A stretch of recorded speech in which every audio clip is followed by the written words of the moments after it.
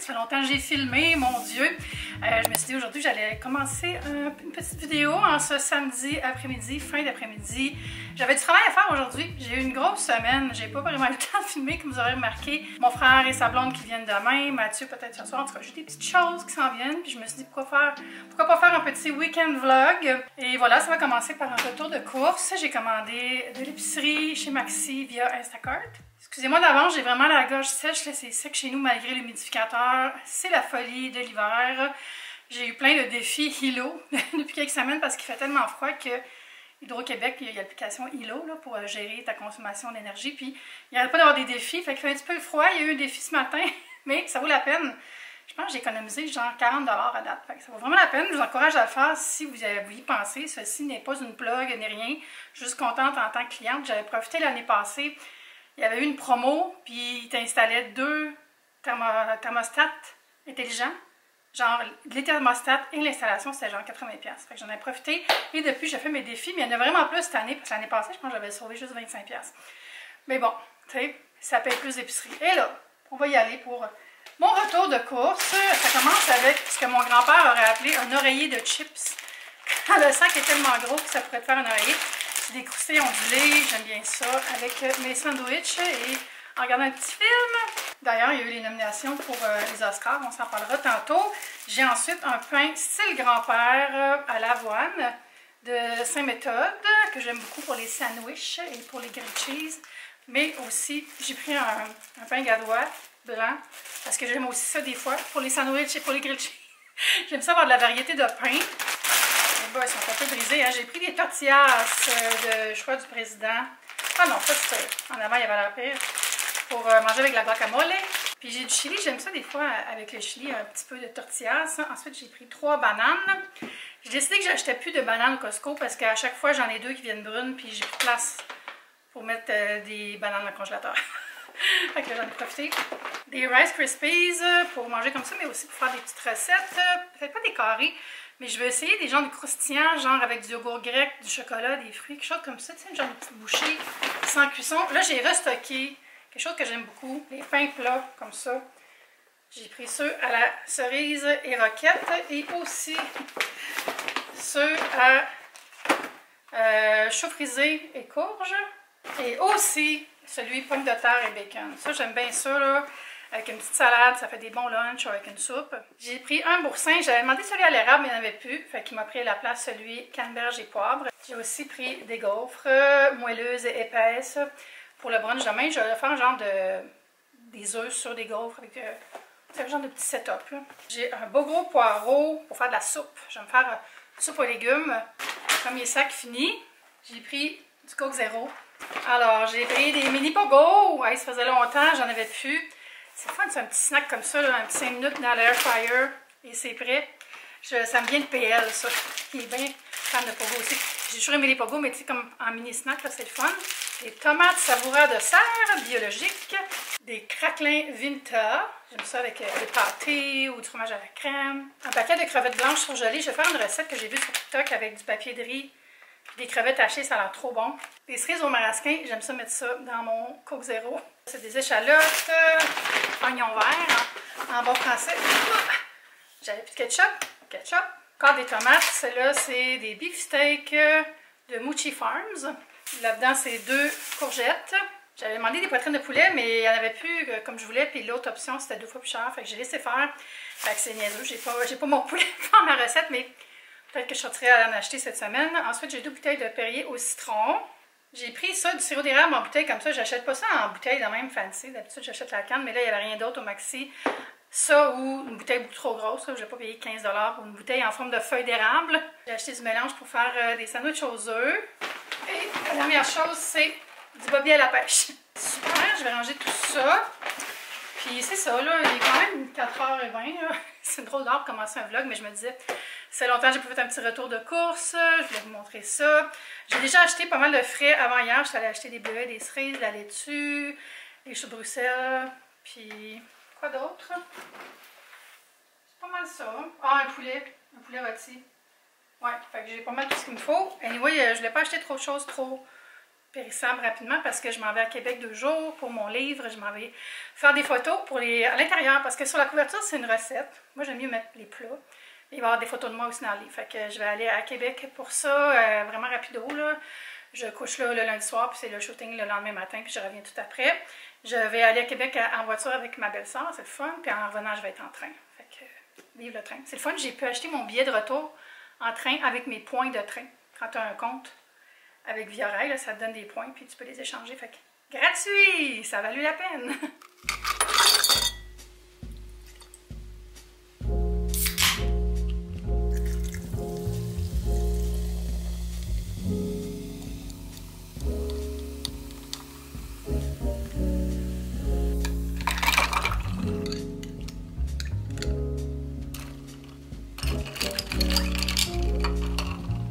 Lundi, je me suis levée tôt. Je suis allée m'installer sur le divan. J'ai ouvert Good Morning America parce que je voulais voir en direct les nominations pour les Oscars 2025. C'est un de mes hobbies préférés de regarder ça. Ben, le cinéma en général, vous le savez probablement, je parle tout le temps de films que j'ai regardés, tout ça. Et là, on dirait cette année, l'année passée, on avait vraiment des bons films. C'était comme super solide. Il y en a aussi cette année, mais il y a des films que j'aime moins. En tout cas, c'est mon opinion personnelle. Je vais enlever mes lunettes parce qu'il y a beaucoup de reflets. Je vais vous donner le nom des 10 films en nomination pour meilleur film cette année. Je vais juste parler de meilleurs films, pas toutes les catégories. Puis vous donner mon opinion.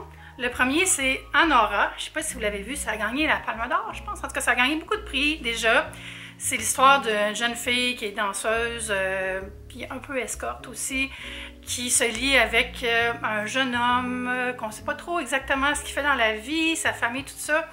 Puis il leur arrive des aventures, puis je ne vais pas vous en dire plus parce que ça volerait les punchs, mais j'ai tellement aimé ça, là. Sur le coup, j'ai comme, bon, encore une histoire où est-ce que le personnage féminin est centré autour de sa sexualité puis de son travail qui est autour d'un travail du sexe. On sait qu'il y a beaucoup de réalisateurs, on dirait qu'ils ont piton collé là-dessus, mais c'est tellement plus que ça. Il y a des bouts vraiment hilarants, là, puis c'est humain, puis la fin est vraiment comme, oh! En tout cas, je vous recommande. Ensuite, il y a le Brutaliste que j'ai pas vu, mais que je veux voir, sauf que ça dure presque 4 heures. J'étais censée y aller avec des amis, puis j'étais comme, il est 4 heures, puis il commençait à 9 h, mais finalement, il y a une intermission quand on le va au cinéma, fait qu'on peut aller au petit coin ou chercher une boisson, whatever. En gros, l'histoire pour le Brutaliste, c'est un architecte visionnaire qui s'enfuit de l'Europe un peu après la guerre pour aller en Amérique pour reconstruire sa vie. Puis là, c'est son mariage, son travail, tout ça. C'est sûr qu'il y a des choses qui le suivent et des histoires autour de son passé. Puis ça a l'air vraiment bon. La seule chose que j'aime moins de ce film-là aussi, c'est qu'il y a eu beaucoup d'utilisation d'intelligence artificielle pour créer certaines choses, dont l'accent du personnage principal. C'est comme, hein? Il peut être nommé pour un Oscar alors qu'il y a des retouches électroniques sur sa voix. C'est un peu spécial, mais c'est peut-être ça l'avenir, on ne sait pas. Ensuite, il y a A Complete Unknown, que j'ai pas vu non plus, qui est l'histoire de Bob Dylan, joué par Timothée Chalamet. Ça a l'air vraiment bon, mais on dirait que j'ai comme pas envie de regarder une biopic ces temps-ci, fait que je l'ai pas vu. Ensuite, un de mes coups de cœur, c'est Conclave. Je l'ai regardé 2 fois même. Je l'avais loué, j'ai écouté en version originale, puis le lendemain, je l'ai réécouté en français juste pour avoir d'autres expériences. Ça raconte l'histoire du cardinal Lawrence qui doit gérer l'élection d'un nouveau pape suite à la mort subite du pape. C'est vraiment bon, c'est comme un peu... j'allais dire un meurtre et mystère, mais il n'y a pas de meurtre, là, mais il y a vraiment les intrigues. Puis comme c'est en huis clos, parce que quand les gens élisent un pape, tout est fermé dans l'endroit où il se trouve, au Vatican, ben c'est ça, il y a comme un côté mystérieux, enquête, puis c'est vraiment bon, puis les dialogues sont incroyables, c'est génial comme film. Ensuite, Dune 2, Dune Part 2 a été mis en nomination, mais Crève-cœur, Denis Villeneuve n'a pas été mis en nomination pour meilleur réalisateur. C'est la deuxième fois que ça y arrive avec Dune. Genre, qu'est-ce que l'Académie a contre Denis Villeneuve? Je ne comprends pas. Puis ça aurait mérité plus de mise en nomination, d'après moi. Puis la musique n'a pas pu être mise en nomination parce qu'ils ont mis un petit clip de la musique du film d'avant dedans. Je trouve ça un peu plate. Et moi, j'avais adoré Dune 2. C'est un film magistral, super belle adaptation. À voir. Ensuite, Emilia Pérez, on peut tous en parler. Ça, c'est fou parce que j'ai des gens que j'aime beaucoup et que je respecte vraiment l'opinion, qui ont adoré ça. Et moi, j'ai pas aimé ça, là. Je m'excuse. J'ai eu l'impression de vouloir me tirer pour avoir une émotion, puis j'ai trouvé, honnêtement, là, il y a certaines chansons qui sont un peu ridicules, là. Vous savez lesquelles, sûrement. C'est l'histoire d'une avocate, Rita, qui se fait engager par un membre d'un cartel mexicain qui veut transitionner. Dans le fond, cette personne-là est une femme, veut devenir la femme qu'elle a toujours voulu être. Et là, par l'intermédiaire de Rita, va trouver de quoi faire pour enfin réaliser son rêve. Puis après, elle va revenir en surface pour essayer un peu de récupérer son ancienne vie, tu sais, tout ça. Je ne vais pas vous donner les détails, là. Mais il y a des performances incroyables dans ce film-là. Tu sais, il y a un numéro de danse formidable par Zoé Saldana, puis elle chante super bien. Carla Sofia Gascon est super. Tu sais, c'est pas un mauvais film en tant que tel, là. Mais je comprends pas pourquoi c'est nommé. Ça me fait penser à quand Crash avait tout gagné, puis tout le monde était comme...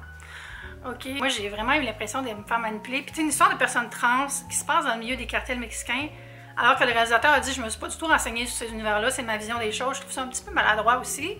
Ça y appartient en tant qu'artiste, mais moi, j'ai trouvé ça un peu plate aussi.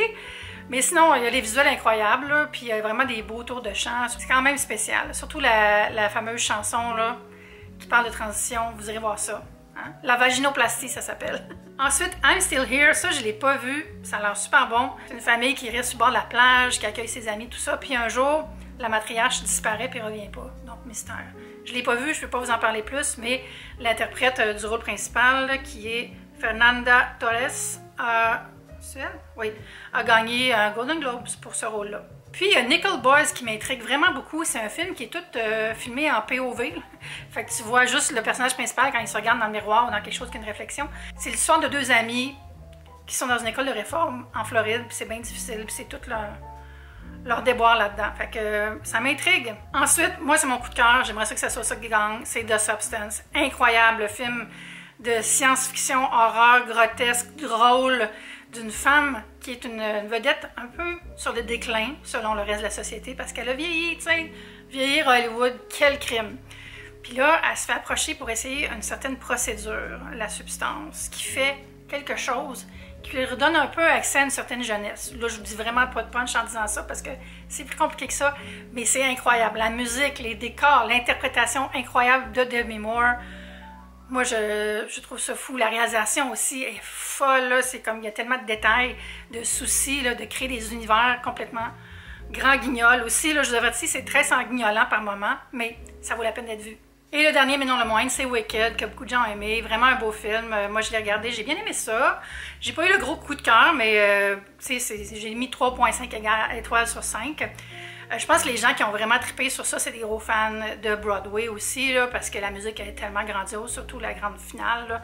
Mais c'est pas un film qui avait une fin, c'est partie 1. Fait que pour moi, tu sais, quand il y a comme des choses qui sont pas terminées, on est un peu sur notre fin.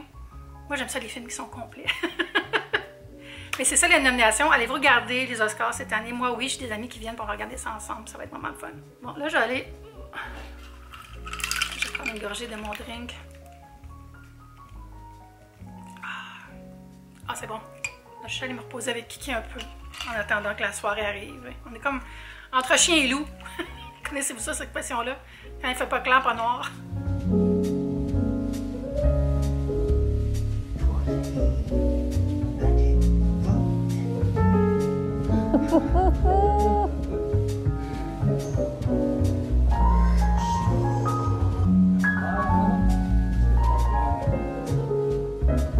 On est rendu. Le lendemain, on est dimanche. J'ai soif, j'ai chaud aujourd'hui, j'ai des bouffées de chaleur. If you know, you know. Bref, ouais, je suis levée depuis un bon moment, il est rendu 10h30, ma visite arrive dans une demi-heure. Je vais faire des gaufres avec des œufs, du bacon, des fruits, petit fromage, ça va être très bon. Hey, Nosferatu, on peut-tu s'en parler, là? Mathieu est venu chez nous hier, puis on l'a loué, puis j'ai pas trippé. Pour vrai, magnifique visuellement, les costumes, tu sais, tout ça. Je veux dire, l'histoire, c'est sûr qu'on sera jamais étonné par l'histoire de Nosferatu, de Dracula, on la connaît toute, là, tu sais, mais je trouvais que le film avait pas d'âme. Ouais. Fait que c'est ça, mais au moins c'est coché de ma liste de films à voir avant les Oscars, parce que c'est en nomination pour des Oscars, pour les costumes, justement. C'est vraiment beau visuellement, là, c'est très désaturé, ça a presque l'air en noir et blanc. J'étais contente d'avoir vu chez nous. Oh, livraison de glace en vue. Excusez si vous entendez les moteurs, c'est ça, je fais de la glace pour faire des petits cafés glacés. Oh, la glace vient de tomber. Je n'étais pas allée chercher mon courrier hier. Pas hier, mais avant-hier. En tout cas, j'ai une enveloppe comme ça, puis je pense que c'est un livre de recettes, d'après moi. Parce que ça a l'air d'être un envoi média. Oui, il y a d'autres choses dedans. Une planche. Planche à découper. Qu'est-ce que c'est? Recettes d'ici, tome 1. Ah, je n'avais entendu parler. Ben, c'est le livre de recettes d'ici. Le tome 1, c'est des recettes à petit prix. Il est vraiment beau. Regardez toutes les belles photos de plusieurs photographes. C'est un beau livre, purée de courge au yogourt, pommes de terre dorées, cuisses de poulet épicées, des sandwichs pita légumes au fromage. Vraiment le fun. Le stylisme est super beau. Ouais, j'avais reconnu le style. C'est Jeff Renette, Gabrielle Sykes, Virginie Gosselin en photographie. Et au stylisme, Blake McKay. J'avais fait une émission de télé avec Blake McKay, la Foodie List. On allait explorer des restaurants à Montréal. Christelle Danielian, ça c'est Christelle Flabbergasting, si vous la connaissez. Daniel Reich, je dirais lui, c'est incroyable, vraiment un grand talent dans le stylisme culinaire. Janice Lawandi, qui est une amie à moi aussi, qui a un beau blog, un beau site de pâtisserie principalement. À tous les dimanches, ça fait de la boulangerie sur son compte Instagram. Janice Lawandi. Marie-Christine Champagne et Michael Lennington, ces deux-là, je les connais moins. Et à la relecture culinaire, shout-out, Joanne Lotto, parce qu'on va se le dire, moi, ayant écrit des livres aussi, là, je sais que je fais vraiment des fautes, là, parce que j'écris vite, puis je vais vite, puis je teste, puis je pense pas à ce que j'écris. Fait que j'apprécie les relecteurs et relectrices. Ça, c'est disponible gratuitement en version PDF. C'est drôle parce qu'ils ont mis un lien cliquable dans un papier. Fait que c'est ça, un livre de cuisine vraiment pas cher, par recette d'ici. Ça vous donne encore une idée. Puis il y avait aussi une belle petite planche à découper dans l'envoi, très cute. C'est une planche de fromage d'ici en plus. Hein, super, je vais peut-être m'en servir même aujourd'hui. Ça, là, j'allais préparer la bouffe. Ma famille arrive dans 20 minutes. Je ne voulais pas trop préparer de choses d'avance, mais je vais mettre ma table. J'allais chercher des cadeaux de Noël aussi. Pouvez-vous croire, des cadeaux de Noël à la fin janvier.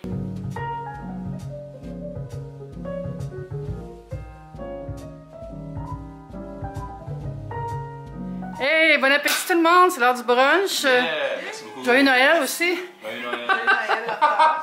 Ça va être bon, j'ai faim.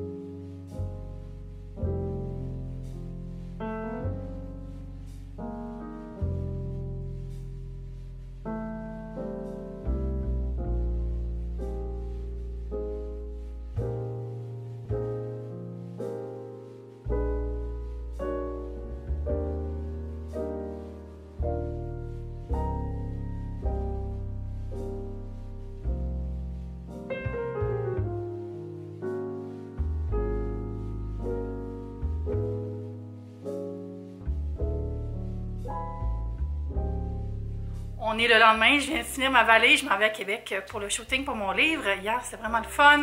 Petit moment en famille. En soirée, pour vrai, j'ai juste joué à des jeux vidéo. J'ai joué à Dreamlight Valley, j'ai recommencé à jouer là, une semaine. C'est vraiment le fun. Il y a eu plein d'updates depuis la dernière fois que j'ai joué. Fait que j'ai bien des choses à faire dans le jeu. Et ce sera tout pour ce vlog. Je vous invite à vous abonner si ce n'est pas déjà fait. On se dit à bientôt pour une prochaine vidéo. Bye!